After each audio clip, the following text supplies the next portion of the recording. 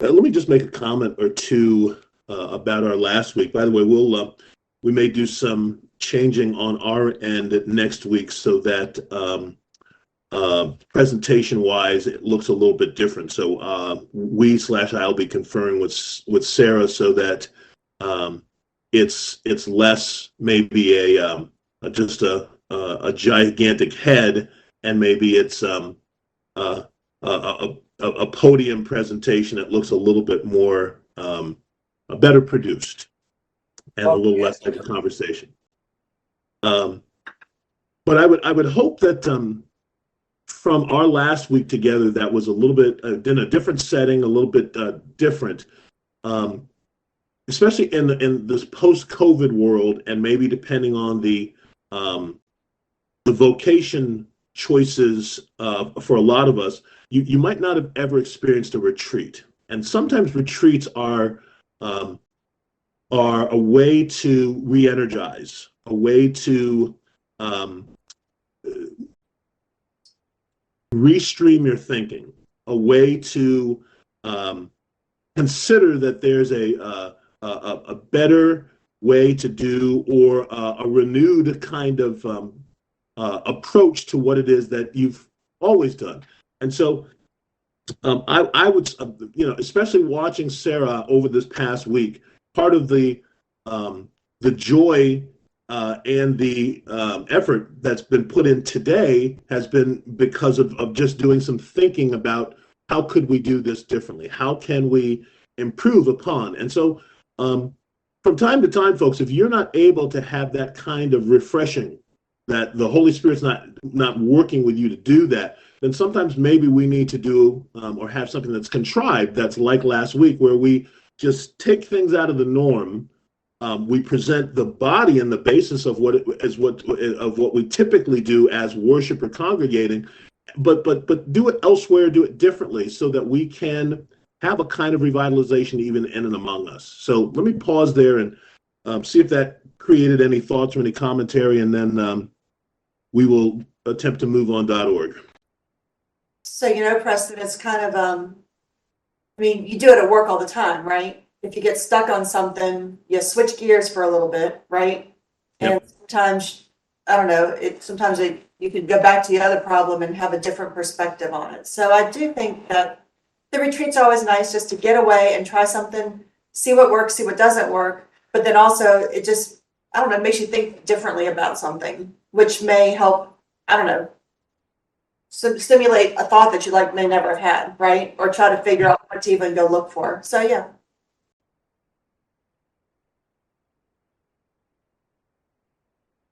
Other thoughts or other comments about that? Just a passing thought, perhaps. As Sarah mentioned, you don't really need to wait, a number of months or take a retreat for an extended period of time. Sometimes all you really need to do is, one of the things they taught us in my job, and I don't remember whether or not it was because of COVID or because I was at a desk a lot, one of the two. Anyway, they encouraged us to, after a certain length of time looking at a screen, to get up and walk around, or at least look at something farther away, so that your eyes are getting a kind of a retreat. And when you're stuck on something, like she said, I go and I'll walk around, or I'll change topics, although I may not even move. I'll just change my focus for a little bit. And then all of a sudden I can come back and have perhaps a refreshed view of what's going on. So I concur with that, but it doesn't have to be a week-long retreat after months of doing something the same old thing. It can be just a 20-minute retreat, if you will, from what you're doing, so you can actually maybe live in a constant world of retreat. If that makes any sense. It makes a terrific amount of sense, but almost the application that you're talking about for our group, especially with why it is that we gather together, that's what we should be experiencing with a constant revitalization and a renewal of our minds. Oh, that sounds like a Romans 12 thing. It really is what you just described, but that it's been described doesn't mean that we actually practice and experience that. Mhm. So it's there for us, and that kind of thing helps you to recognize that although the Bible's thousands of years old, it has applications that work for us today. Whether we put them into practice is another thing. And so sometimes that's kind of what we do in our times together, is to help us talk about practical solutions, because the Bible's already given us what it is that we need to get through our day, our week, our month, our life, period. We don't necessarily do them. So so that's kind of what I hear. I definitely hear, and by the way, that'll be our study after the next study, is we're going to focus a little bit on the problem with us in Romans 12. And so sometimes we need to have contrived circumstances that help us to do that. And when we take a look at the mission and vision of ultimately where it is that we believe that the Lord's leading us, that change of pace, that change of locale, that change of observation may allow you to have just different ideas about how to not only assist, but how to live your life. Because sometimes by seeing something in contrast or in comparison, that helps you to be able to go, that might work, this would not work. Or I didn't know there was another way to. And sometimes that exposure are those things that create, even in adults, learning and growth. Mhm. One other little note that you just brought to mind is sometimes it's, if you're having an issue and maybe even getting a fresh view of it by taking a break and coming back, maybe that doesn't even help. So sometimes I've done it in the past. I've been in IT for a lot of time. If I take it to somebody else who doesn't know how it's supposed to work, may have a question that'll refresh things and go, well, what if you do this? I'm going, oh, I didn't think about that. I'm so immersed in it. They sometimes another point of view from somebody else can help to give you a different perspective and a fresh set of eyes, we usually say. Yeah, I very, very much appreciate what you just said, Gene, because especially when I take a look at the morning question that we're going to pose and address in just a moment. When you sometimes go to a person who's got some experience but maybe not expertise, one of the first questions, especially when you're dealing with something that's got electricity or that's electronically oriented, is it plugged in? Did you turn it on? And I would tell you very, very much that question is applicable to us. Mm-hmm. Are we plugged in? Are you plugged in, and are you turned on? And unfortunately, the answer a whole lot of times is to what? Exactly. You know, you also brought something else to mind. At one time I was working the help desk at a place called Owens and Minor, and I got a call that something's not working, and I asked them where it was plugged in, and they told me, and I said, "Have you had a cleaning crew through there recently?" "Yeah, how'd you know?" "Well, check and make sure they didn't bump it loose." Because sometimes, and I can give you a whole bunch of other stories that aren't mine regarding help desk, but sometimes the basics are so obvious to some people that are immersed in a situation that are not immersed in the situation that the folks who are immersed in it cannot even think about. So I appreciate that.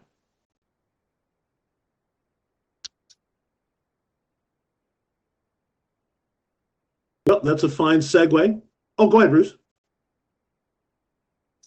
Just going to say, living out here where you don't just pop off for a day lots of times to another place, we've developed the science of staycation pretty well. Yeah. And the pastors that I'm associated with out here try to do a retreat, as you discussed, but it's not it's more like what you guys did last week, where you just went away for kind of a day, more or less. I know you guys did a little bit more than that, but we'll do a retreat where we leave on a Friday afternoon, We stay over at a little hotel resort up the coast.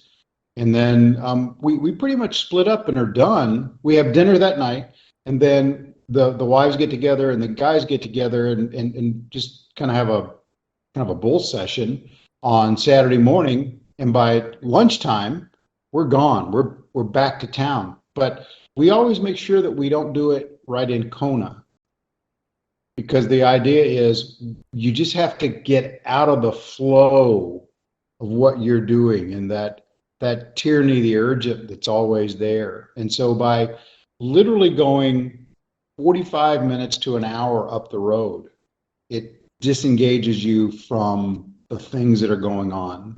And it's amazing, as you were talking about, how the thoughts flow differently, because now you can actually focus on that thing as opposed to I gotta get home. And it just changes the dynamic. So I think you're so right. It doesn't, it can be 1,000 miles, but it can be 20 miles as long as it just gets you away from what you're doing every day. So I think there's a lot of value to that.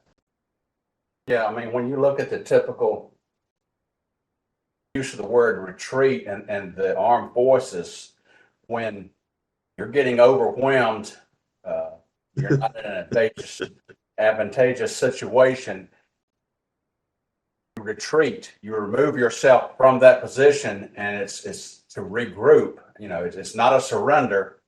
You're moving back so you can look at things and figure out how you can come back harder and win the battle. If you stay there, surrender may be the next option.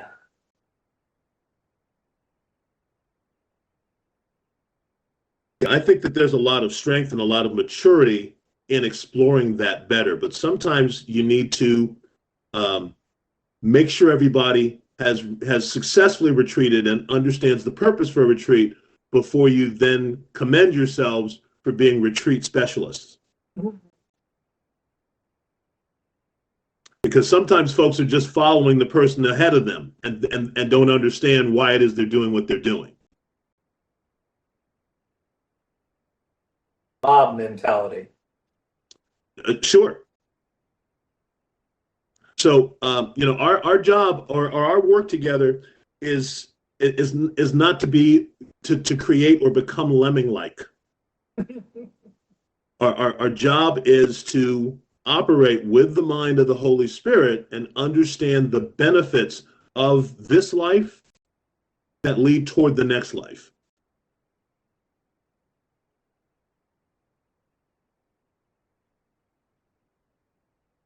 All right, so how about your Jesus encounters? Let's hear the week that was. Maybe we just may be overwhelmed with the amount of information that you're going to share with us today. So who's up? And we're ready. I had an opportunity this past week to basically breakfast at Cracker Barrel. And this was not prior to coming down to your place. This was later on in the week, and even after I came back. And I stopped, and this is like, long story short, I was over on the Malin, at the Malin Cracker Barrel, and young lady waited on me whose apron said her name, and she said her name was Cat, C-A-T. And so I was able to ask her if that was short for Catherine, and she acknowledged that was so. And I was able to ask her a little bit about what it meant, and she didn't know. And so I was able to share with her the purification, the purging, the pruning, the cathartic moment that all is encompassed in that Catherine name. And she was very, very cheerful. And I remembered I wanted to leave something behind in the way of a note, because she was really, really busy. I was not able to engage her in a lengthy conversation. And I remembered I still had, you're going to not believe this, Bruce, but I did still have one of those booklets about 10 reasons folks leave church. Some of you guys remember those? I actually had one of those that still had the old Faith blue and green sticker on the back. I pulled that off and wrote a note to her, thanking her for her cheer and telling her to check us out on the website, interlinkfellowship.org. So that was the extent of the encounter. Like I said, she was very, very busy. It was a rush hour time for breakfast. So, but I did leave a note, and that's not necessarily a failure to launch, but maybe we'll hear something from her. Okay. Thoughts about that when you hear that, folks?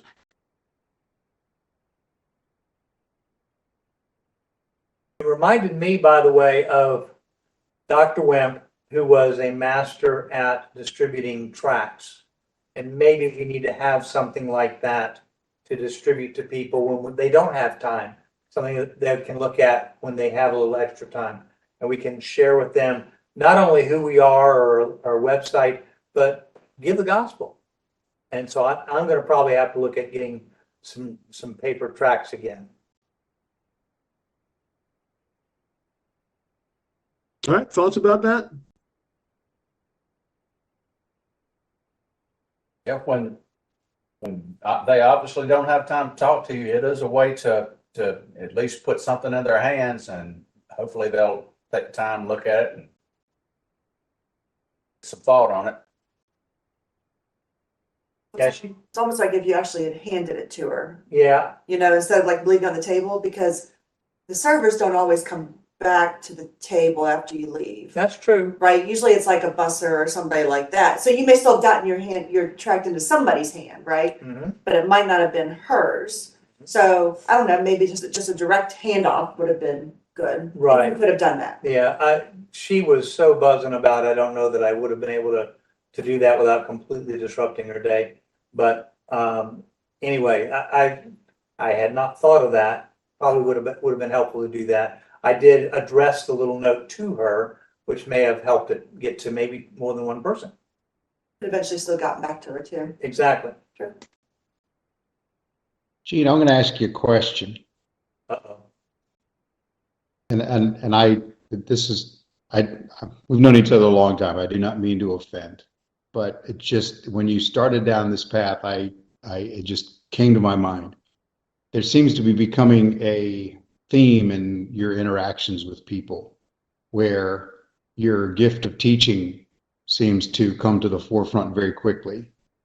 Do you think it's always the best use of your time to want to educate somebody about something instead of kind of getting to the subject at hand, which is Jesus, if you're going to do a Jesus encounter? Well, because it's what I know, it seems to be the way of doing an opening of some sort. Maybe I need to try to look at some different ways.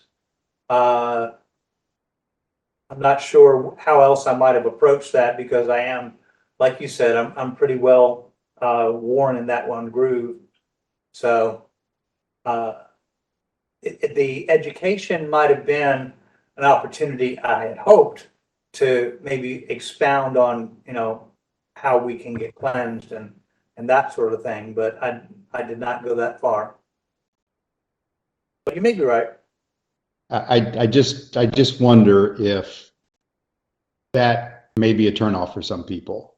You kind of, and I know your heart, so I mean, I'm not trying to offend, but you can kind of present yourself as being kind of a know-it-all as opposed to serving them, which I know that's what you're really thinking you're doing. But if you only had 30 seconds, I mean, maybe a better thing would have been to say, hey, I'm getting ready to pray over my food. Can I pray for you?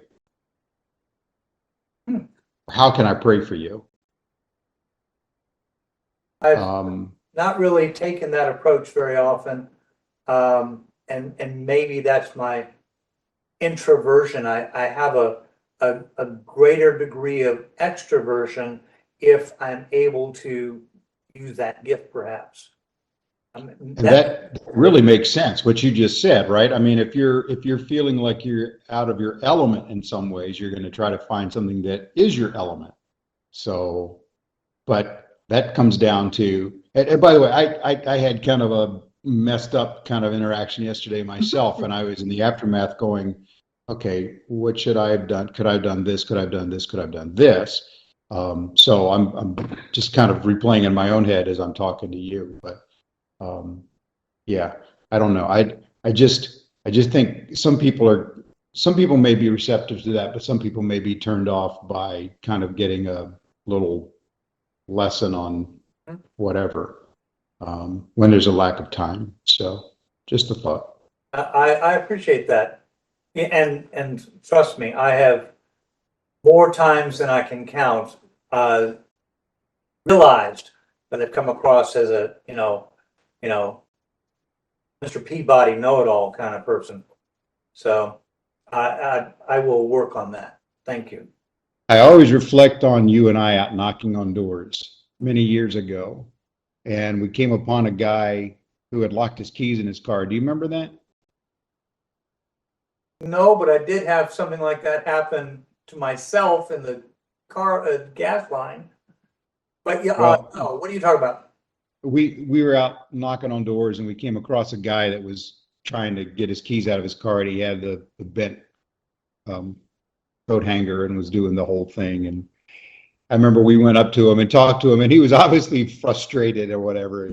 At some point, he said something up. Perhaps you'd like to try something, because maybe you guys should just go ahead and let me finish doing this. Yeah. And I know all you're trying to do is help, but he wasn't in the mood. No. So we went and knocked on another door. So I think that this exchange is a neat one, and folks, I hope you appreciate it, because what really we're discussing here is not necessarily just methodology. This one is almost a little bit different. This is, you have to be comfortable enough with what it is that you're doing and the content, and understanding when you're successful by understanding how much time this situation is going to allow. You've got to be able to gauge that and then figure out which of your tools you're going to go to, because if you've got sit down time, and when I say sit down time, you've got time where folks can have a lengthy exchange. There's a whole different direction that you can go in. But when you're dealing with that guy who's looking to make sure the low jack on his car doesn't go off because he's trying to break into his car, or you're dealing with this lady who's in the middle of a tumultuous shift, but you've got her attention long enough to be able to explain, the origin of her name, you've got to maybe use a more succinct tool. And you've got to be able to gauge that and know which of those allows you to walk away and be more successful, as opposed to perhaps guessing, should I, could I, would I? Those sort of things.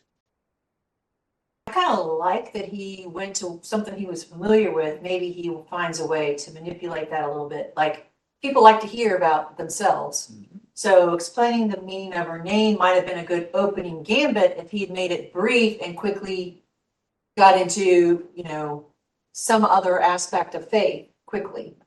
Yeah, I could not get my head around how that should happen. Like, I don't know what names mean, but if you do, that might be something you could think about. Well, the ones that, well, I'm married to a Catherine, so that gave me a little bit of a head start. Right. But and the whole other thing was, and I guess I could have gone here. She spelled it with a C instead of with a K, mm-hmm. And so the other thing I guess I could have done was make that distinction, and that would have been another whole small lesson. But no, don't do a lesson. Yeah, exactly. Right. Just a quick. Yeah. Right. That means such and such. How do you feel about this? Or right. Yeah. Where are you with this? Yeah, I need to figure out how to make that segue, that transition. Easy for me to By the way, there's a variation on that theme I've heard people do really cleverly. If, for example, you run into a guy and his name is Luke, you say, there's a guy in the Bible with that name. Exactly. Right to the point. Right. And if you got a one-off, kind of like my favorite is when I encounter Stephen or Stephen, is you can go right to, hey, that's a Bible name, kind of like that crown of thorns that you may have heard about that Jesus had. Mm. And so there's the lesson and there's the point that may open the door for, why are you telling me that? Okay.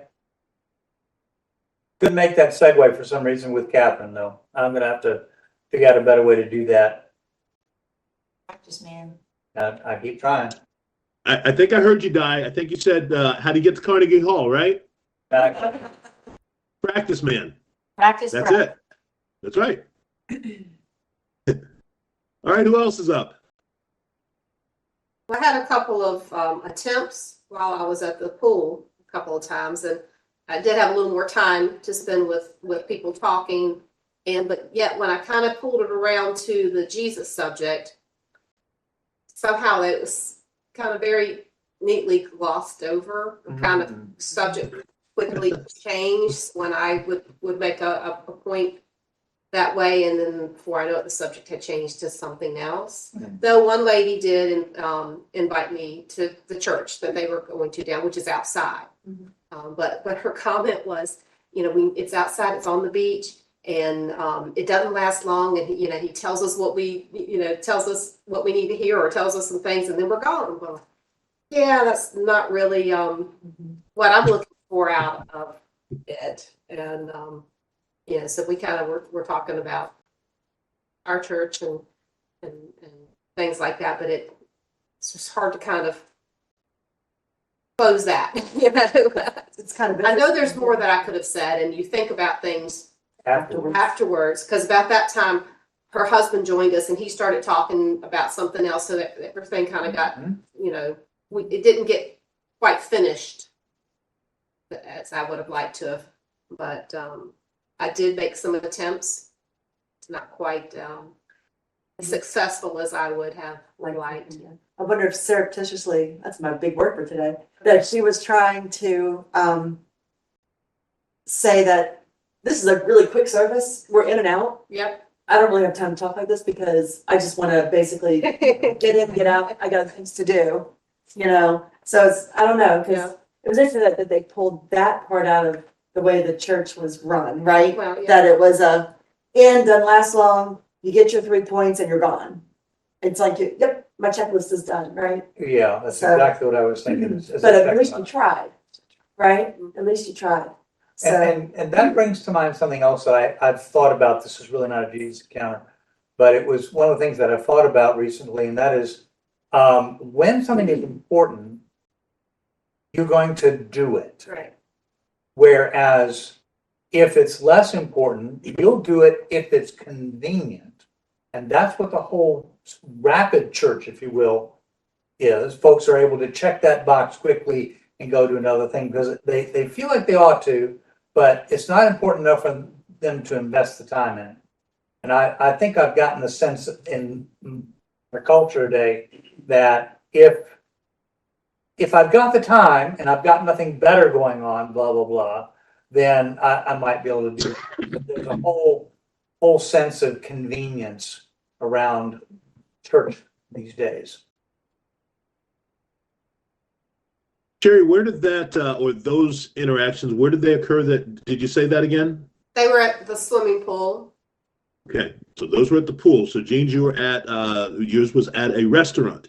And I would comment on Sherry's situation that, folks, when you are on vacation at a place that has beaches, one of the things that folks are going to tout to you is that there is church that is in a beautiful place and it's not going to impact your vacation very long. I will tell you that it wasn't necessarily the case at Bruce's Kona Coast Fellowship, but there was kind of a sense that there's church on the beach. This is God's tableau, and enjoy that, and then go back to all the other stuff that you normally do. So sometimes and I'm sure that you've all been to places, especially the Outer Banks, where they have kind of vacation church or barefoot church or that kind of stuff, and it's kind of having a church experience for tourists. But there's nothing that's got a lot of depth to it. And that's why folks are sometimes going to tout that we've got a service that lasts an hour, 30 minutes of that is probably singing, 12 minutes of that might be a sermon, and the rest of that is enjoying the beach. So don't be surprised that in resort or beach locations, you're going to have folks sometimes who are locals really enjoying the fact that they've got beach church. And that sometimes in itself can create a quality interaction to sort of say, what's the point? What do you got? What are you doing there? What's the function of beach church? Well, and that brings to mind another, level of involvement, level of engagement. In what way do you serve in that church, or do you? That would have been good. Did you ask her that, Sherry? I did not. But she did make a comment. She said you get there early enough that you can sing in the choir. So it's not limited to just, I guess, church members. So people that want to. Yeah, and you've heard. I think when you shared that with me, Ellen and I have joined them on a couple of occasions. Part of the reason we're still joining us is because there's a lot of folks there, and there's not a lot of depth. But you have visitors from all over the place. You don't really want to offend anybody by talking too much about Jesus, but you want them to be ready to, because after beach church, you can go to the beach. So that's probably the more important aspect of beach church. But I would challenge you that it's incumbent on you to find out what's the purpose of beach church for that person, perhaps, with whom you're speaking, and even for what they think is the purpose of beach church itself. Right, that's a great mission field, because you might actually get someone thinking about that in that little bit of time. But for the regular attendee, what are they getting from it? And I was just thinking about that Bible study we did before the last one, the hurry. And everybody's got a little bit of ADHD. They can't keep themselves still. So to just sit somewhere for hours on a Sunday, it's just so out of character for us anymore. We want that instant gratification, and that's not rest and relaxation is kind of looked down on anymore. Retreat. Or resting in the Lord. Yes. Okay, but don't mess with my beach vacation. So, I'm only going to rest in the Lord about 3.8 seconds. Yeah. All right, who's up next? Thanks, Sherry. Who's up next? I'll go next. All right. Well, I think I told everybody about my fear that I'm facing the swimming thing, which that's been tough. But anyway, Mary Sam's a captive audience. So started chatting with her this last time about where she is in her faith walk, which was really good. She's Episcopalian.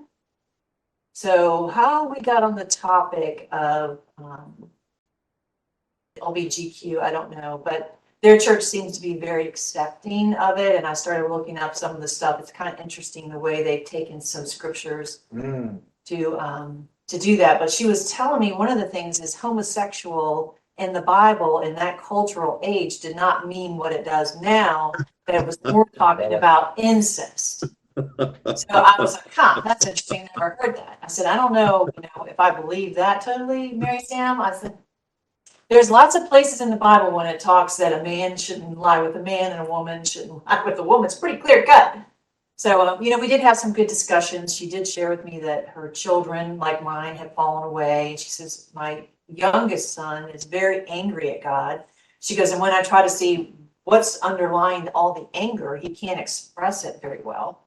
So she says, I'm still trying to figure out what's going on with him. I think she has one daughter that still says she believes in Jesus, but, by the lifestyle, she's not sure. No.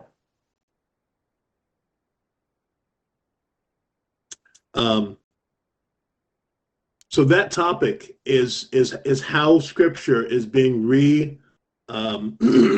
redefined in a lot of the denominations today. And by the way, gang, I've been trying to tell you, it's going to come to a Baptist church near you pretty soon. But right now, it's all over the United Methodists. It's in some Methodist churches. It's certainly in the Episcopalian churches. It's finding its way into the Lutheran churches. Some of the non-denominational churches are okay kind of having that straddle too, because they're sometimes more about people than necessarily the truth. They're kind of like, all people, and so butts and bucks.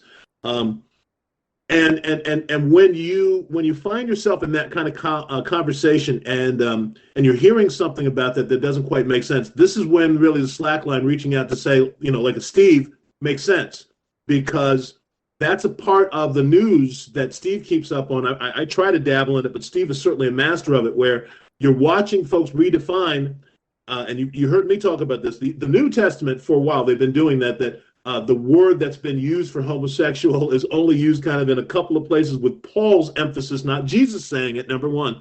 But folks are actually going back and they're redefining Leviticus. They're redefining Genesis and Sodom and Gomorrah. So if they reshape those and present them, since we have illiterate churchgoers, illiterate pew sitters, folks are going to more believe what the seminar presenter is going to say as opposed to owning it and understanding it for themselves.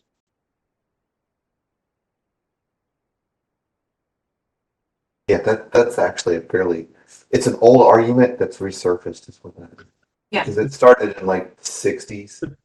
I need to send this to you guys. I want y'all to read some of the stuff that they just send it into the Yeah, Slack put it, line. Is that put it okay? out there. This is on Discord too. Yeah, I don't have Discord yet. I can't put anything else on my phone. My phone just got paid off. Okay. And now I'm getting, your memory is full. You must delete apps. And I'm like, I've deleted everything I can think of. Gotcha. So that's my shameless plug for Discord to try to see if it works. Thanks, Di. I think that when you're involved in that kind of exchange, that's when certainly we get afraid that the water's a little bit getting over our head, because that's when you're almost gonna get questions. Sometimes you feel like you can't answer, or if the person's position is that one that homosexuality doesn't mean, we've misunderstood. That's sometimes where, because the conflict may feel like it's impending, that's exactly why we don't want to engage in a Jesus encounter, because we don't really like conflict. We don't really like getting into a situation where we're at loggerheads. We just want everybody to kumbaya and hug and be friends. Well, I told her, I said, what I might say might offend you, but I hope it'll make you think. And what you might offend me, but we're friends first and foremost. And if we can't debate, and she hates that people can't have a debate anymore and disagree and yet still walk away on friendly terms. She's like, why is it such a die on this hill thing for some people? So we did have some very good discussions. I told her, I said, do I believe the churches do need to welcome the LBG community in to some extent? Yes. I said, but where those lines are drawn, I said, that to me is a little bit more blurry and needs to be identified more clearly. I said, but, to me, the Bible says that's a sin. But we all sin, right? It's not going to keep them from heaven if they believe in Jesus. But if they truly believe in Jesus and the Holy Spirit starts working in them, we should see that manifested in their lives. That's kind of how we left it. Well, otherwise, then Paul and Jesus are liars, as opposed to that liar lunatic Lord, because they say that the Holy Spirit is a transformer, as well as come alongside you as an advocate. So, if there's no transformation, then that certainly is a topic of conversation too, amongst folks who say that Jesus is their Lord. Cool. Thank you, Di. Those are difficult waters. More ways than one, baby. By the time I left that class, I was ready to go. Did you mean that in that way, Preston, or did it just kind of work that way? Oh, puns are always good. I like when people are in over their heads. All right, who's up next? All right. While we were at the beach, I got the chance to play golf a couple times. And the first round I played on Tuesday, I played with a 80-year-old retired judge from North Carolina, and his stepson, actually, which was a pretty neat story. But and then played with one other guy, and I forget where he was from, but all three strong believers. The judge, How'd you find that out? I just basically brought up what we had done on Sunday, how we brought church to our version of the beach, which was Preston's little paradise. So, and then still had others that couldn't make it back home online with us. And that's the way we did it all the time. We had people from sometimes all over the United States in, and they really thought that was pretty neat. But, and they all expressed that they were strong believers. And, the judge had a lot of good stories, especially stuff he's heard over the years sitting behind that bench. One of the comments he said, if I didn't believe in Jesus sitting behind that bench, I'd shot myself a long time ago. He said it's some of the things that just you cannot express in words how bad society is. But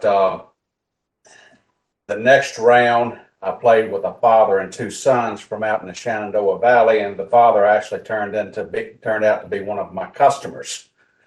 Or my company's customers. I didn't personally know him, but I knew his plant, and we did a lot of business there. They really didn't bite much into this, the church thing, other than, they kind of sort of said they were believers and had churches that they attended. I know his sons, both in the 30s, two of the most polite young men I've ever met, and usually you get out on the golf course in that age range, it's a lot of bad stories and cussing and everything else. But Just think Delaney. but they were real gentlemen, and I commented on to the father close in and around. I said, it seems like you've done a pretty good job with those boys. They're impressive. They're all doing well in society. One was a nurse, and then the other one, I forget what he said he did, but one thing I found neat about the youngest one that was a nurse, my anniversary had gotten, I brought that up, that we were down there on our anniversary, and he said, he did say, well, I almost got married, but I caught some things before it was too late. And he was disappointed and torn up and everything. He said, but he did make the comment, God will provide when it's right time. He'll let me know. But that was, about the only thing I got out of them. But good fun experiences while I was out there. So, and then the only other one, I'll let you go into that. Had a good one, Miss Peggy, while we were out right after the concert down there with you. I try not to talk about them because I think you guys think I make them up. So you can share what it is that you that went on there, if it makes sense. Go ahead. This lady, she had been sitting in front of us the whole night and kind of listening to us talk some, I think. And after the concert, after a while, she kind of made her way over to us to talk, and she just looked like she had the weight of the world on her. Turns out she's going through a nasty divorce, husband that left her for another woman, and obviously, I don't think Jesus was anywhere close to being important in her life. And we did get to talk with her some about that, and I think Preston's going to follow up with her some. We found out where she works there, so he's going to stop in and see her there. But she was out there fending for herself and had nobody to back her up, no family or anything here, and she was just extremely lonely, extremely hurt, and she's prime pickings. Nowhere else but the Lord should I go. So we did talk to her a little bit. Preston did. I talked a little bit. Sherry talked to her. We got a chance to pray for her at the end. She wanted us to do that. So hopefully this lady finds some support down there and finds Jesus. And Preston's comment to her when we first started talking, and she was starting to reveal some of this, was that, if nothing else, Jesus loves you. Yep. You know, Amen. you have all these different things that are going so badly in your life, and you feel unloved, that Jesus loves you. And we did ask about, you know, did she have a church family, and encouraged her. And she used to, she said, but she really hadn't been going. And so just encouraged her to try to connect in those ways for support and everything like that. But that was neat that we did get to pray with her. I was very open to that. So, and I think about her almost every day. So I've been trying to pray for her, and because there's just so many people out there hurting, don't really know where to turn.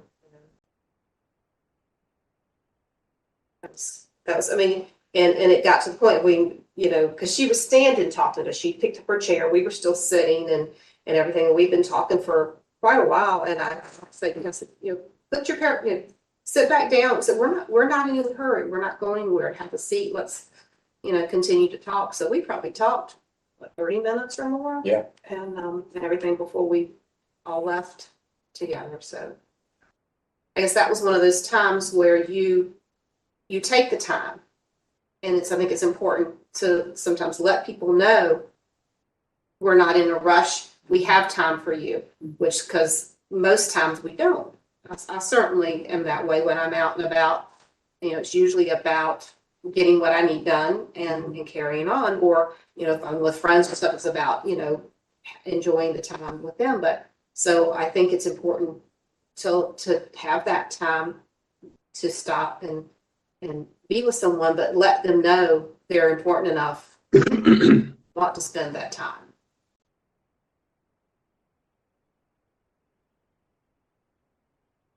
That's it.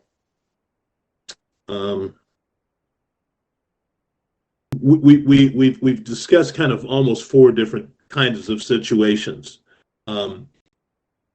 Jean at the restaurant, where there's in some ways some hurried interactions and the lady doesn't really maybe have time for Jean. Diane's situation, where there's kind of friends hanging out together and there's a little bit more time maybe to hang out and have an exchange. Jerry's situation, where you've got people who are locked in for a couple of hours, and they are, you know, they're in your cage match for a time. And then the situation that Jerry and Sherry just described, where you didn't plan for the time, but you take the time. And there are probably more distinctions along that that line as well. But all of those are examples that if you're purposeful and like Diane said, you practice this, you can kind of read the situation and figure out where you need to be on that spectrum in terms of time that you need to invest. And folks, I will challenge you, when you say that you are on vacation, you may have planned to go to the museum and to go windsurfing and to go lay on the beach, but you're on vacation. You have a time, you have a kind of time available to you that typically you don't. So take the time, even in that situation, to do something that's of import and of eternal import. And we talked before, you know, where it looks like maybe you're stumped. How do I do this on vacation? Because I'm on vacation. Well,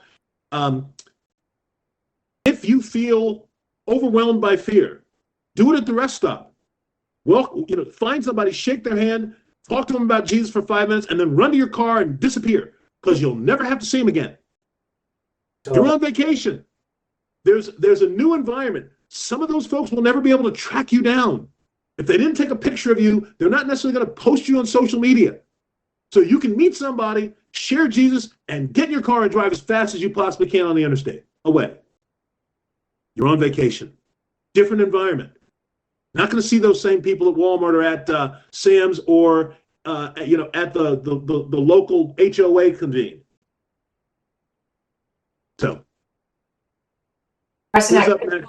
Yeah, go ahead, Di. I think, especially when Sherry was talking about the time you all took, got behind this car, and there were stickers everywhere on the car that she was a witch.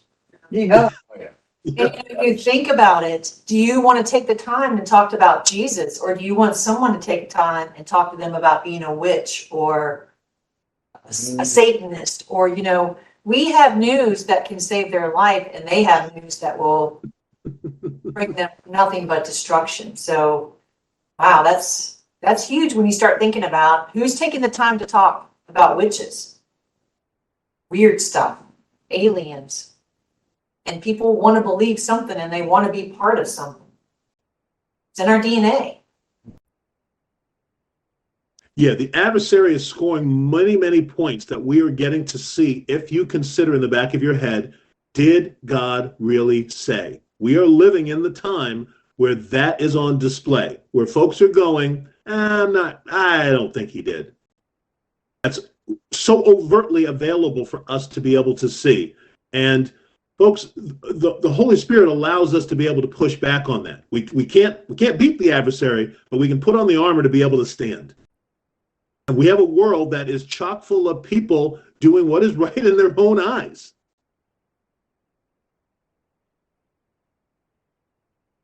And we also have folks that are kind of like the lady that you heard Jerry and Sherry describing. We have a lot of folks who are they're among us and they're hurting and they won't tell anybody because they're just so messed up. We have the salt and light to be able to help at least bring some of that into their life. So why hide it under a bushel?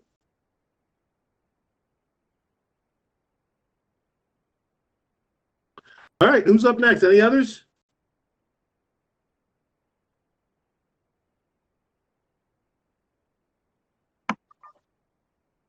Good morning.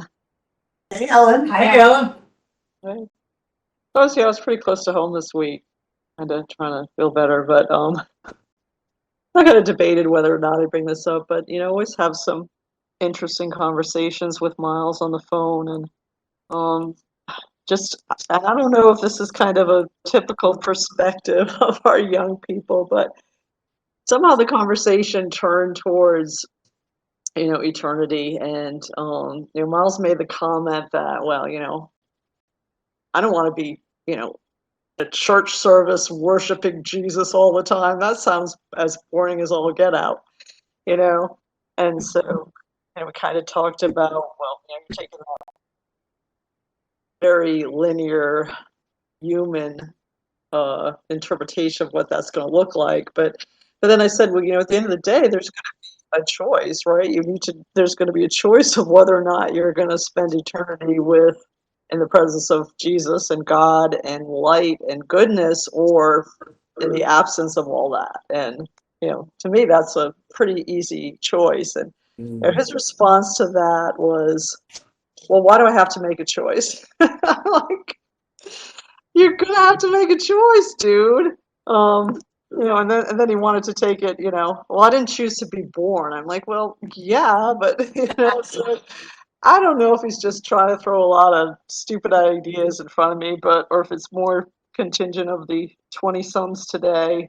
But we certainly always get through that and laugh and whatever, but it's just such a weird perspective.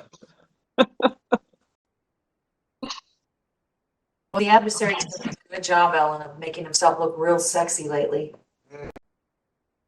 So. And isn't it My funny? kids used to do that to me all the time. We didn't ask to be born, Mom. Something on Facebook that, and it's supposed to be, I guess, sort of farcical, but that she's suing her parents.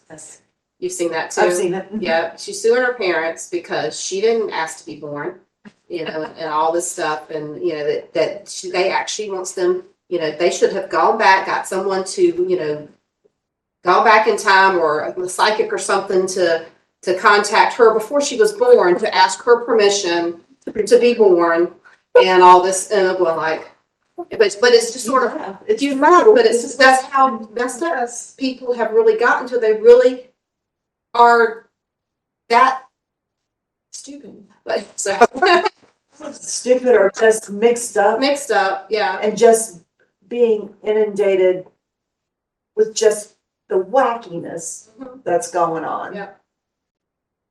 Because it's just wacky. I'm sorry, you should have gone, you should have had a seance first Right. and asked me if I wanted to be born. Because I might have told you no. What? You know, my daughter's really struggling right now. Sarah. She sees Amanda and she sees her friend Heather, who's engaged but not married. They're going to all these places and stuff, and she's feeling like she's missing something. She's missing out on life. And so I've been trying to help her see that she has blessings in her life that they probably wish they had. But she's so stuck on, and that's the problem with social media. Mhm. People are advertising all these wonderful things. They're only showing the good things that are happening. There's a lot of people that think they're missing something. I've got a niece that's the same way, the one that's going through divorce. She feels like she never has any fun. Well, she's got 3 kids, 1 special needs, and she's poor, you know? So FOMO. They all have FOMO now.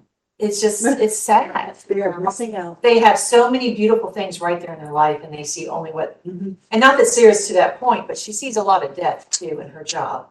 She's a nurse and she's on the neuro floor, Right. intensive care, so she sees a lot of death of young people. And that's also kind of fed into this, I'm not living my life to the fullest kind of feeling. But And I'm trying to figure out a way, you know, a little bit of that you're feeling is God seeking you. He's seeking you, he's been seeking you, maybe you're at a place where you can actually hear him. But I think it's more the social media aspect that's playing on her.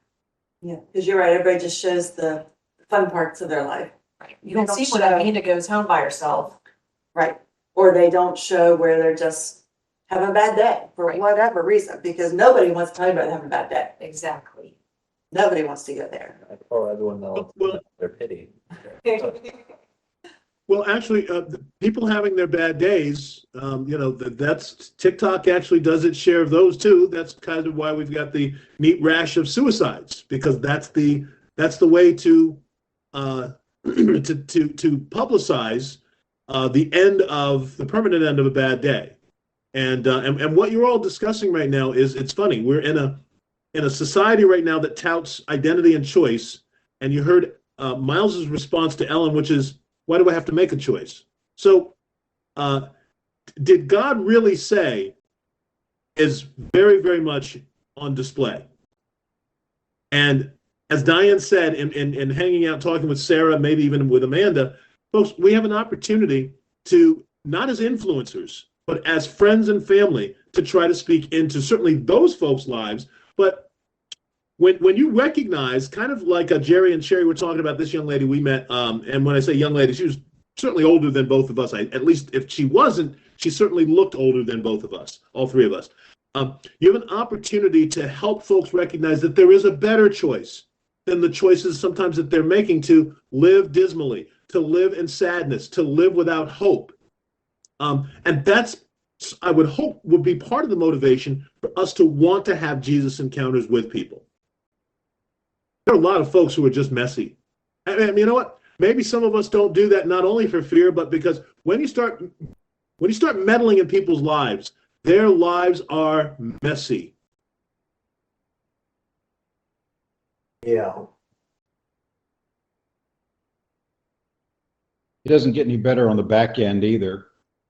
When you start interacting with people in their 80s, even if they're Christians sometimes, and not all. I mean, I know a lot of strong believers in their 70s, 80s, 90s, but there seems to be this thread that runs through the lives of some people that I know, and that at that point that they're thinking one of 2 things: either they have regrets for things they did or didn't do, or because they just let life happen instead of planning for it, they now are sitting there holding virtually nothing. And they're going, I've lived my whole life, and this is all I have to show for it. And it doesn't sound a whole lot different from what Miles said, to be honest with you, when it all gets down to it. And you find yourself having to speak into their lives and say, look what you have. You know, like Diane was just saying about Sarah, you know, it's like, look at what the Lord has blessed you with. and you're still here. So what are you going to do with that? So it's an amazing thing that you can go through decades and decades and decades of life and never really get into the flow of the teachings and blessings of the Holy Spirit in your life.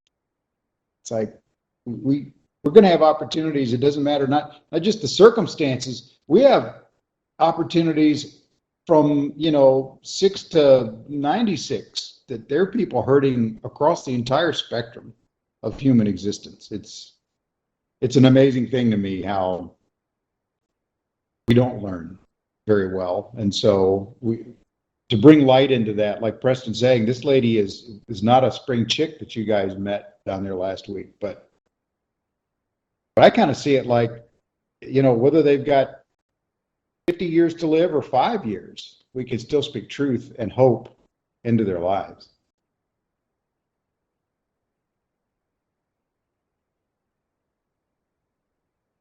So as we potentially move on to either the next person or to next thing, there's a bonus for this, folks, and I would hope maybe some of you have recognized some of the bonus here that maybe we've not talked about a lot, but I do want to mention it because I actually got to experience, I got to process later with Sherry and Jerry following our Peggy encounter to be able to see if my observation made sense. And I think that they confirmed indeed that these bonuses exist. Folks, when you do this with a sense of when you do this ardently, and you get into the habit of kind of what Diane reminded us, that there's practice, and you practice this sincerely, you practice it regularly, and you get really comfortable with it. There's a sense following this, even if the person doesn't pray with you and you are able to help them to develop a relationship with Jesus right in front of you. There's a sense that you've done the right thing. There's a sense that your time was just wisely invested. And then maybe also one of the accompaniments with that is you're almost worried about your own stuff a little bit less. Your own stuff is a little bit easier to manage because you spent some time talking about the foundations of what your faith is supposed to be, and maybe you got yourself close enough to recognize where the solution to your issues are once again in talking with that person. So sorry for the church talk, your burdens are a little bit lighter. You feel a little bit more lifted in terms of a positivity. And you felt like not only did you invest wisely, but there was success in your day. And all of those things help you to walk a little bit more briskly in a positive sense, and perhaps also set you up to look forward to the next opportunity. And that's where the practice comes in. The practice, and then some of the reward is, wow. And if there really is a truth to that old song, forget your troubles, come on, get happy. Sometimes that's what that encounter allows you to do. It's almost like one of the things that's difficult to do is to sing without it. Well, that's not true. If you think about smiling when you sing, it creates a whole different kind of atmosphere than if you sing and you're angry. So the more that you do this, the more you practice, and the more that people, in some ways, you feel like it was time wonderfully invested. Maybe that eternity versus right now balance, you can see those scales a little bit differently. And at least, certainly for me, I know the things that I can't see, and this is really weird. Things I can't see are more real than the things that I can see. So I'm trying to begin to put more in this side of the basket than in this one that seems to always be here. So let me pause there. Comments, silliness, pushbacks, or the next encounter before we move on to next thing.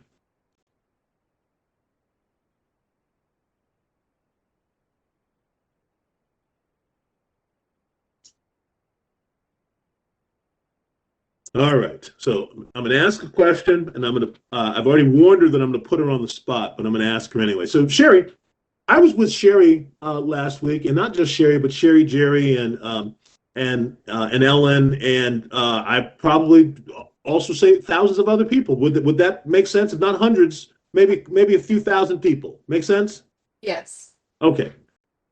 I was with Sherry, and as I'm spending time with Sherry, with all of these folks, I'm in her presence, and there was a time when we were all sedentary, and then all of a sudden I look over, and Sherry, she's looking to elevate from her seat. She's looking to elevate from her seat, and then she did. She just elevated from her seat, and then became a part of a going on.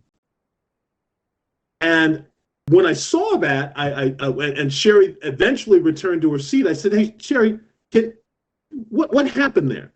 And then and we talked through that a little bit, and I said, "Would you mind if I ask you about that on Sunday?"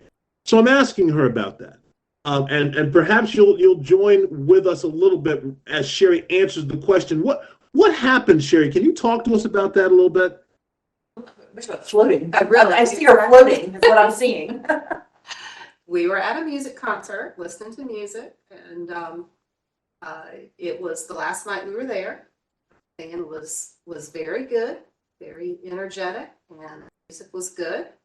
And I decided to dance, which I don't always do, but the music again was very good. I was enjoying it and feeling the music. Decided to go ahead and get up and dance and find my little area, kind of away from the line dancers and all the people with the steps that I don't know how to do, but just felt like moving. I'm not a great dancer, but I can move. But so I just enjoyed that because the music, it was good, and I want to dance. So that's what I did. So I did ask Ellen first if she wanted to get up there with me, but she wasn't quite feeling up to it yet. So I waited a little bit longer, but then it's like, okay. I knew if I didn't do it then, I would regret it because this was our last night, our last concert, and I wouldn't have the opportunity to do that in that environment again. And again, the music was a music that made you want to move, as opposed to some of the bands we had seen previously, even doing some of the same music. One of the groups, we had a storm come up, it was coming up, so they quit early, which wasn't much of a loss. And so, but this music was a music that you felt. So I felt like I needed to move, and I did. You wanted the buddy first, but then he said, I wanted the buddy first, okay, but then I stepped out of my comfort zone and faced my fears of being in, with a bunch of people watching, and did what I felt like doing, So she pulled a Mary Harris. pretty much. I was thinking, was it Leanne Rhymes, Dance Like No One's Watching? That's right. That's right. I don't know many songs like that, but I was like, that's what came to mind. And the funny thing for me, but I was more comfortable because we were like, the people were dancing in front of where we were. Mm-hmm. So rather than joining the back of the group where I would be closely or viewed by the people who still see it, I got in front. I was actually closest to the stage. So the people behind me were also people dancing rather than me being kind of the last in the group. So that made me feel more comfortable. You were hiding. I was dancing more facing the band, right in front of the band, rather than kind of the back where I was. Mm-hmm. I personally felt like I could be viewed less by people behind me. There were so many, maybe they were blocking. But anyway, I enjoyed it. No regrets. I probably stayed up there for a couple of songs. Why would I ask you about this silly Sherry behavior? Yeah, I think I know. Exactly why. I think I know because when we talk about music, when we talk about praise and worship music, church music, and stuff like that, that there is music that is just dead. And you feel no joy, you feel no connection. And then there is music that lifts you to where you have to respond.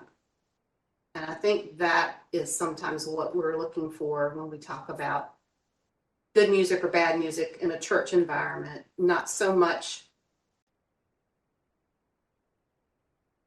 sure what I'm looking for. The words don't always want to come out. But to me, that's kind of what I was kind of thinking about is, there are times when you listen to a group, you're worshiping and you listen to it, but there's no joy in the presentation. There's no energy. And that's what we saw in one of the bands that we saw. There was just, they were singing the words, they were playing the music, but there was just no energy, no joy in it that made you want to respond to it. Whereas opposed to another group doing some of the exact same songs was totally different. And it made you engage, it made you want to respond because that's what they were getting out to you. So I think that was sort of what I thought about anyway. Am I right? But you had to overcome your fear I as had to well. overcome my fear as To well. get up in front and do something Yeah. that you felt maybe others were judging you. I feel the same way sometimes. Mhm. I read this great illustration about somebody sitting in church and they were harshly judging a bunch of Christians around them who were raising their hands and praising and all this other stuff. But that same weekend, they painted their faces and went out to a football team and acted like maniacs. And you're like, you just can't, everybody's going to be judging Right. you because that's how we make ourselves feel better about our own self. Mm. You got to move past the fear and forget about that stuff. And it's just really hard. Can you say that last line again, Di? It's really hard to get past your own, I don't want to be made fun of or singled out. Mhm. What did you say? Insecurity. Insecure. Yes. It's your insecurities. I'm gonna turn into a meme. Or be filmed. Steve, we posted yet. Both of you, though, mentioned this concept that's a part of what we're doing right now. It's really hard. And sometimes it's really hard because of fear. Really hard because of fear. We're afraid of something. One of the ways, folks, that we're going to know that we're ready for the next phase of us, for our mission and our vision, is it shouldn't be just the music that makes us obviously joyful. It should be the opportunity to gather with like-mindedness, the opportunity to pray together, the opportunity to listen to Diane talk about the week that was for her, the opportunity to listen to what really resonates as inspired learning and messaging for us to better not only our own condition, but the world and the people around us. And then, probably because our churches have it so backwards, and then the music. The music is kind of the icing and stuff like that, right? So it's not just the music to get excited about. It's when we are able to engage with people and the joy of the Lord spills out of us. And I like that. I think, Gene name drops Mary a whole lot from the old days. But folks, look, Mary needs to be a part of our thinking and our psyche, even when there's not music playing. You need to feel like stepping out on the fact that Jesus is Lord is a little scary, but it's worth it. And I love watching Sherry do this because I'm telling you, and maybe you guys don't operate this way, but I like to watch when folks are overcome with sometimes emotion, weird or otherwise, but certainly when it's positive, that's always an opportunity that I'd like to think I'm observing, and I think that there's something in that. And you could see Sherry was leaning forward. And this is the thing that kind of Pastor Bruce talks about. The person's kind of locked in when they're engaged. And one of the signs of people being engaged is when they're leaning forward, typically from body language. And then indeed, the environment was such that Sherry could have done this in a very innocuous and an anonymous way. And she kind of leads in toward Ellen and takes Ellen's temperature, and Ellen's going, hey, I'm still recovering. I'd love to be able to do this with you, but I can't. So Sherry, she's on the edge of her seat a little bit longer, And there's a moment when Sherry's butt leaves the seat and she goes, I can't do this anymore. I can't just sit here like this. And then I watch her weave her way through the crowd and indeed do what she said. She could have settled for kind of being maybe toward the back, but she finds her way to get as close to the music as is possible. And then she didn't quit until the music quit. Because that's how moved and inspired she was to participate in the excitement. I don't know if you heard me, but when I did get up, I kind of said it under my breath. I don't know if even Jerry heard me, but I said, okay, I'm doing it. Pep talk.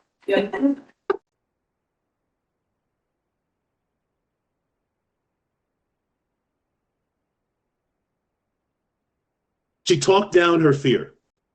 That was partly what was keeping her stuck on the chair. Yep. And if you spent time with Sherry and Jerry, Jerry's a little bit more sedentary because, after Gene, he's what, 80 or 90 years old, something like that. Gene's like $120. He remembers Wells Fargo when they used to have stage coaches. And so Jerry's a little bit more reserved, except when he's thinking about what the instrument guys are doing. Then you're going to get Jerry kind of out of his, I'm not going to talk about it zone. But Sherry's looking to get involved with the music. She's looking to kind of be as close to it and to be as much a participant in it, and not necessarily to call attention to herself, but because it's just such an exciting environment. That's the way, in some ways, that she can better participate. And folks, when we talk about you are the air I breathe, when we talk about the joy of the Lord is our strength, that's some of the stuff. And I'm not telling you it needs to look like what it is that Sherry just did. It needs to look like that for you, but so on display for you that people unmistakably recognize, wow, I want some of that. Preston, what you're talking about is something that's been front of my mind for years and years. And in the days before we all knew you, back when I used to be a worship leader, the thing that I always wanted to see happen was people showed up worshiping. Not that I was going to have to bring out the spiritual paddles to get people started in worship. And honestly, for a lot of people, they came with this idea of, okay, show me, let's go, as opposed to the people that came in the door already excited about Jesus and whatever that looked like, and it was a lot easier to get them from there to where Sherry was, if they're already worshiping. It's pretty darn hard to get them from 0 to 100. That just doesn't work lots of times. And now it falls to it's almost like, well, if they're good, then maybe we'll do that. And I've been with a lot of praise teams that necessarily weren't that accomplished. They're energetic and that would get people there. But yeah, what you're saying is that whole thing about I don't want to say, I don't overstate this, but do we wake up joyful? Do we step into life joyful, looking at the plus side of our faith versus the struggle of our existence? And so yeah, I think that's a lot to do with it. I mean, it's a lot easier to attract people to talk to them about Jesus if you look like you haven't been drinking pickle water or something that day. I'm gonna have a chance to get together with my buddy Ron today, and it's funny. He always sends me these texts after church on Sunday, and he says, "Man, I really enjoyed church." And then I'll see him that week, and I'll say, "Well, if you enjoyed it, how come you look like you lost your best friend?" It's like, dude, it doesn't match up, And so, by the way, I just had a picture of Sherry in the mosh pit. I just want to say that. Being carried by being carried across the crowd. Well, no, my picture of mosh pit's more informed by the early mid '80s, and I'm thinking Sherry's in there slam dancing. Well, I was also thinking where sometimes they'll take the people and pass them along the top. Yeah. So You have to dive in? I know. Oh, okay. That I would hope Jerry would get a video of. He did that. No, I had more of a picture of the place down on Laurel and Broad that back in the early 80s was called Casablanca, and it just had, Yeah. it was just sticky, but there were a lot of people bouncing off each other. Pain trauma going on in that place. Oh, my. You know, I'm going to say three things, folks, and we may be getting to the close of our time together, but I think it's valuable because we're in some ways processing and maybe even unpacking from our time together last week, which has been inspiring and has been observational, and you've had to ease yourself back into the regular grind.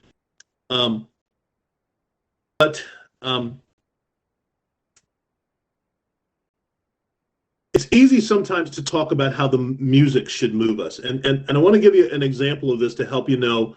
I understand that too. And as a guy who presents music, I really understand that a lot. And sometimes folks may think that that's what I'm harping on, but I'm going to give you another situation to see better what I mean by that. So, and then I'll hopefully close it by saying something that, because we've been together for a long time, won't be insulting, but you'll understand what I mean by it in terms of amalgamation.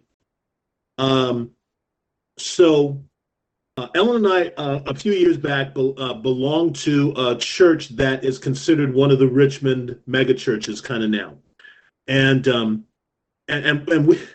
we regularly thought, even though a lot of the praise and worship music is that which we've sung together for years, we thought it was kind of mailed in and presented very differently at this church. And I personally, I hated it. I absolutely hated it. And it was one of those places too where they do this thing that is probably a crazy inside joke for Jerry and me and Gene, where they would do special music. So anytime they're in a church and they do praise and worship music, and then they have a place in the bulletin that says special music, I pretty much automatically hate it, because all music should be special music that you're doing for worship.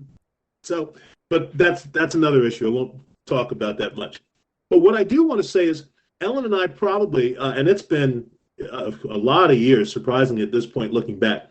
But Ellen and I both have a very vivid memory that there was a special music opportunity where probably a guy he was an instrumentalist at the church and did not have the best voice, and they let him do a solo. And it was the most remarkable song. I want to think that I probably stood up and started clapping, and I was clapping not necessarily because of the song. I was clapping to encourage the guy on, because it wasn't one of these technically perfect songs. It wasn't a guy who was going to be leading music all the time. But the joy of this guy presenting this song is almost like what Sherry just talked about. I couldn't sit and be silent. I had to encourage this guy. I had to be a part of that, because there was so much joy that this guy exuded in this presentation. I couldn't be a rock. I couldn't be a bump on a log for that.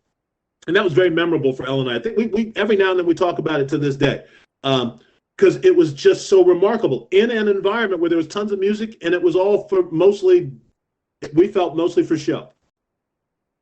A second scenario I want to present to you that is the one that maybe works for some of you guys who aren't music people. If you remember, we were visiting a church briefly, Freedom Fellowship, about a year back or so.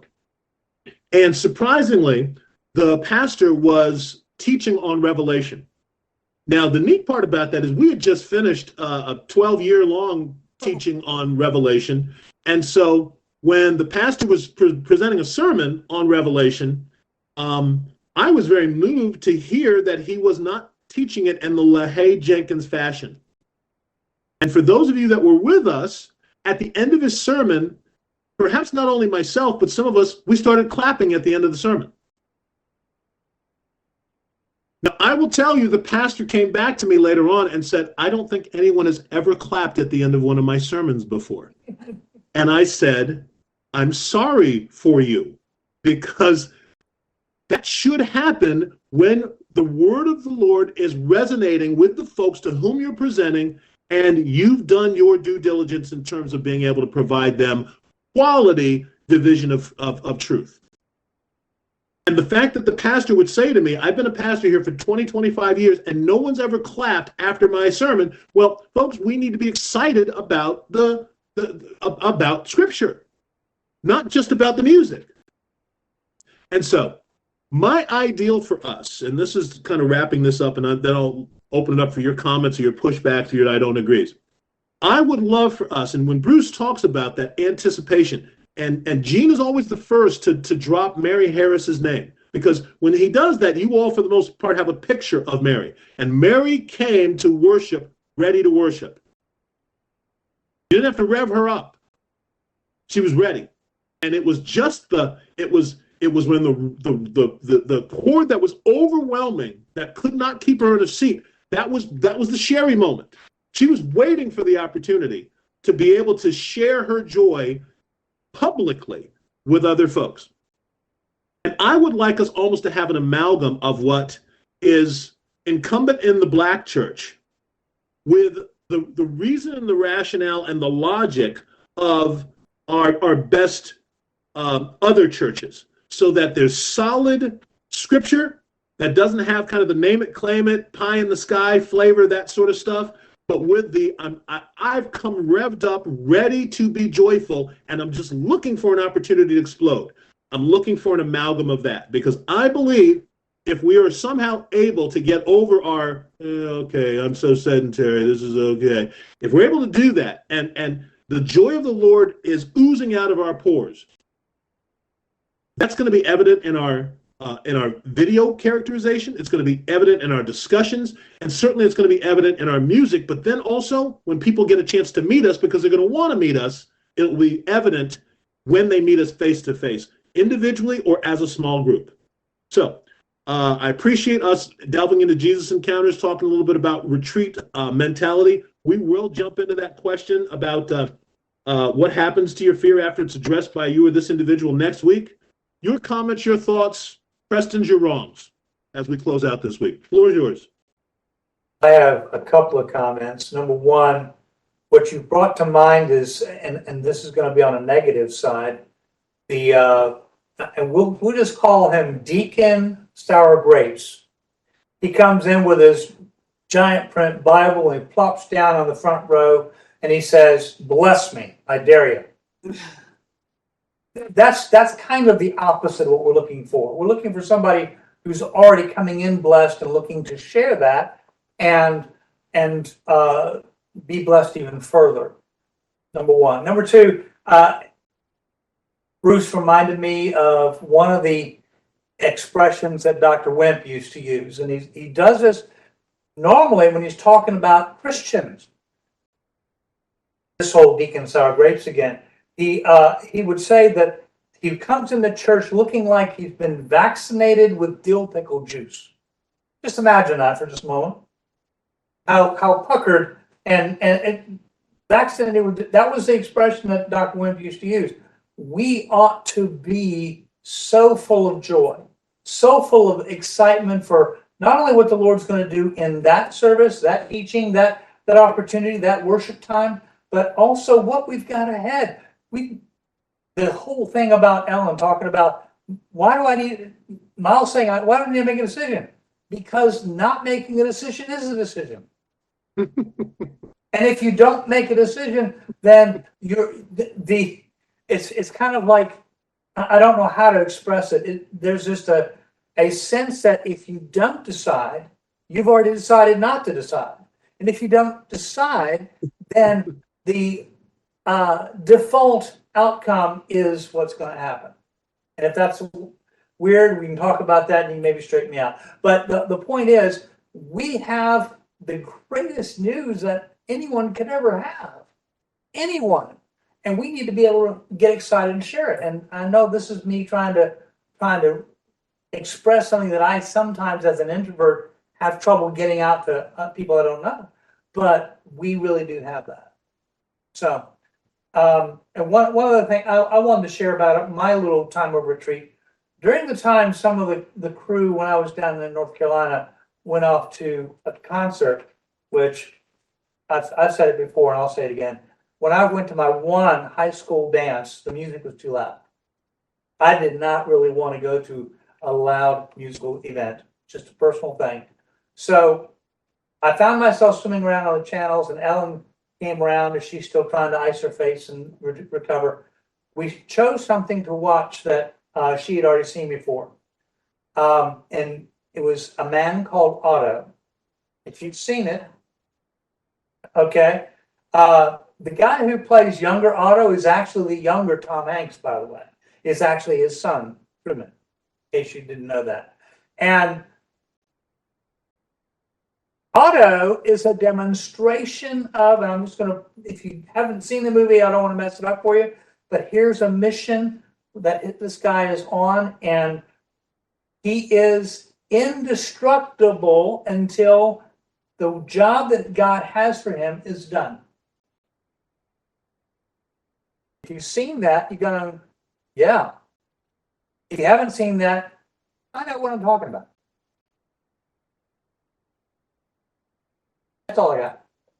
Except I need more coffee.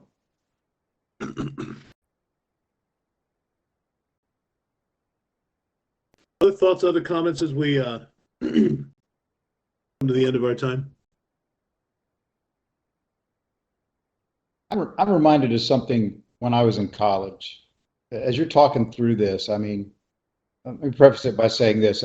There's a lot of young people ramming around Kona that are here with Youth with a Mission, University of the Nations. And when you're out in public, not all of them, but there's a percentage of those kids, you know, that they're part of that group because they're just really dialed into the Lord. I mean, they exude. I'm reminded of Lonnie Frisbee in that movie Jesus Revolution. You know, they just kind of have that going on. And I was thinking about that. I'm reminded of when I was in college. I had a huge crush on this girl when I was in college, and it's the only time I ever remember this happening. I ran into a friend one day. I was going across grounds, which we call the campus at UVA. I was going across grounds, and I ran into this friend who I hadn't seen in a while. It was my second year. This is a friend I knew my dorm first year, and it was a gal. And we just started talking, and we had talking maybe 30 seconds, and she said, "You look like you're in love." And I said, "How did you know that?" You know, she goes, "This is all over you, man." And I just, by the way, that didn't turn out well. That relationship didn't go where it needed to go. Thank the Lord, because I got Christine many years later, and that's what God had for me. But you know, I go back to that from time to time, and I think, what was it about me at that moment that made this person who I hadn't seen in months recognize that in me, right? And it's like, wow, I need to exude that as a follower of Christ.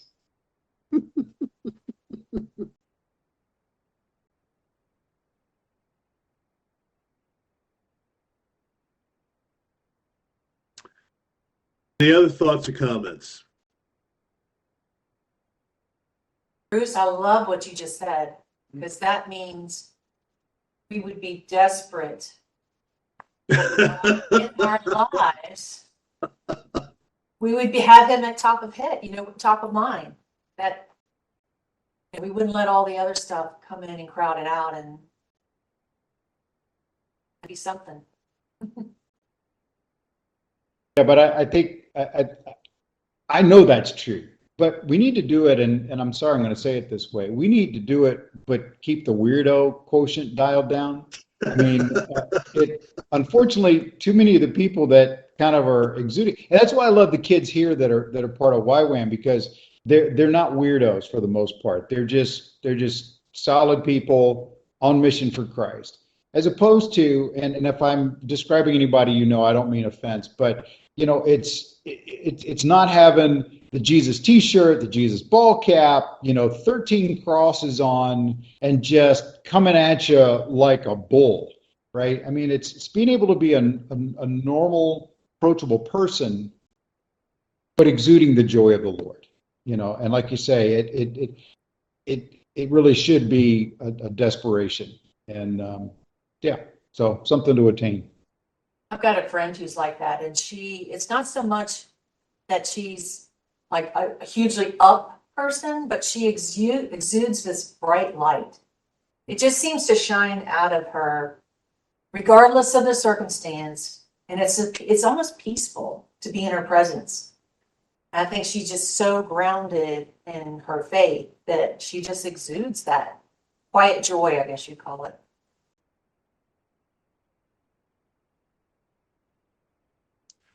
And joy is the key. You know, joy is, I think it's a word we throw about, but we really don't understand how it's different from, we really don't understand how it's different from happy. And we really struggle with being joyful people all the time. We really settle for happy.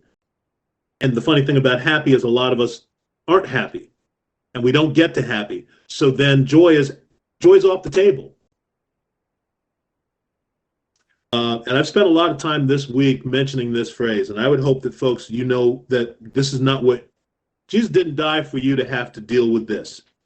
It's real easy to settle for good when there's better and best. Jesus didn't die for you to settle for the good. Having life and having more abundantly means perhaps something that Christians struggle to embrace. And so we wind up being okay with the good when there's best available. And sometimes I believe that that's a part of why the Lord created the church, to be able to sharpen each other, to not compare ourselves to each other, but to learn and to grow together, to recognize that the good is not all there is. There's the best. And exuding that joy and being the best you can be. As crazy as that is a sports ideal, folks, that's the thing that's going to make us desired worship folks to be around and from whom to learn.